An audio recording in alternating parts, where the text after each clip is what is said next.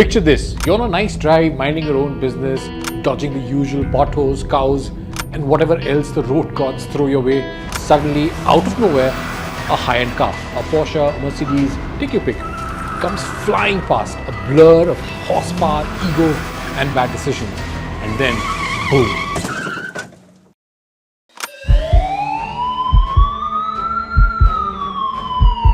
Headline: luxury car accident killed so many people in India. It's a headline we've seen too many times, and yet, here we are.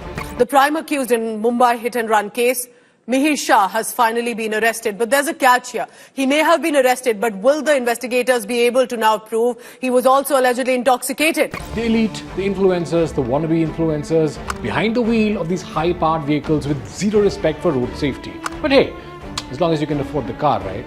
In this video, I will tell you why these fast and fancy cars end up killing so many innocent Indians and what we can do to make this stop. I'm Manish Adhikary and you're watching First Things Fast. Now, let's talk numbers because that's where the horror gets real. India has the highest road accident fatalities in the world. Over 150,000 people die in road accidents every year. In 2022 alone, the figure was 168,491 people, all dead. You know what hurts? 7 out of every 10 lives were lost due to speeding. Now, more than 440,000 people were injured in road accidents in 2022. Most of them were caused by vehicles being hit from the back or hit and run cases. Hit and run. Phrase to sunai hoga. Now let me tell you about what may just be the most recent reported case of a hit and run from a big city. This happened in Mumbai on the morning of 7th September. A 33-year-old man named Pritam Thorat was killed and his friend Prasad Patil was critically injured after a speeding BMW hit them while they were at work putting up banners. The accident took place around 4 a.m. Both men were rushed to the hospital. Unfortunately, Thorat did not survive, and Patil, who suffered serious fractures, was still in critical condition on a ventilator. The driver was 32-year-old Shakti Alag. He fled the scene, of course, as most of these guys do. He was later arrested from Navi Mumbai. Although he denied being drunk, the police have sent his blood sample for testing. The police say that Alag was an IT professional, but that he was currently unemployed. He had apparently bought the BMW for 11 lakh rupees. He claimed he was out for a test drive after getting the car serviced when the crash happened. Tough luck, mate. Just think about the families of the man who died and the one who is on a ventilator. Now, this has happened within a month of another case of what seemed to be a classic rerun of the infamous Pune hit and run. A 17-year-old in this case, driving his friend's Mahindra Scorpio, hit and killed a 24-year-old milkman named Navin Vaishnav on RA Road in Mumbai on August 29th. A 24-year-old man lost his life after a speeding car collided with a two-wheeler in Mumbai's Goregaon area in the early hours of Thursday. Vaishnav was crossing RA Colony after delivering milk when the SUV, coming from the wrong side, hit his bike. He suffered severe head injuries and was rushed to the Jogeshwari Trauma Center but was declared dead. Now, after hitting Vaishnav, the SUV crashed into an electric pole. The minor driver and two passengers, Iqbal Jiwani, 48 years old, and his son Muhammad Iqbal, tried to flee apparently, but they were caught by the police. Jiwani and his son were arrested and the minor was detained for questioning. He's set to be presented before the Child Welfare Committee. The group was returning from a party at the fancy Royal Palms Hotel in Goregaon, and a medical exam was done to check if the driver was intoxicated.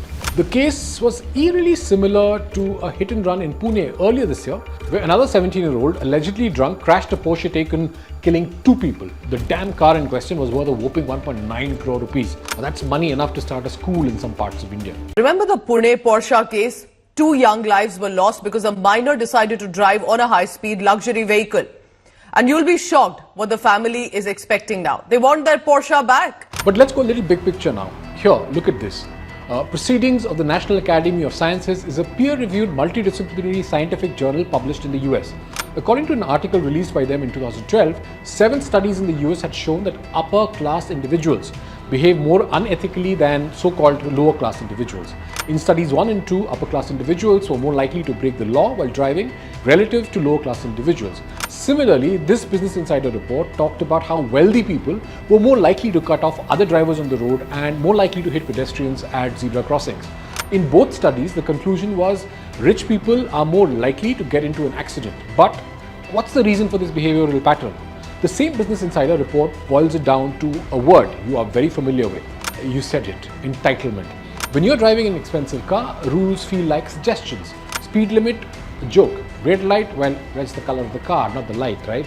It's as if these cars come with a free pass to behave like the road is their personal racetrack.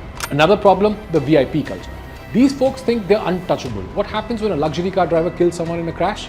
Sure, there's a police investigation, maybe.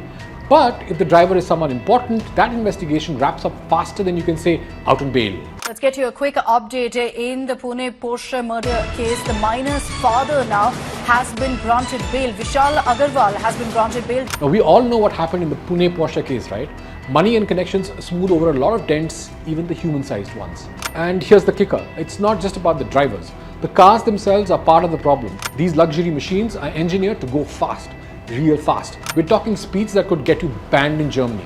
But where are they driving these monsters? On Indian roads, or even Formula One drivers would be like, pass. Then there is this hilarious misconception, I am rich, so I must be a great driver.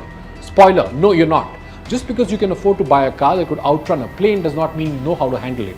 The police, let's not even go there. Even if they do manage to stop one of these maniacs, all it takes is one phone call to a contact. Suddenly, that ticket disappears, or worse, never gets written in the first place.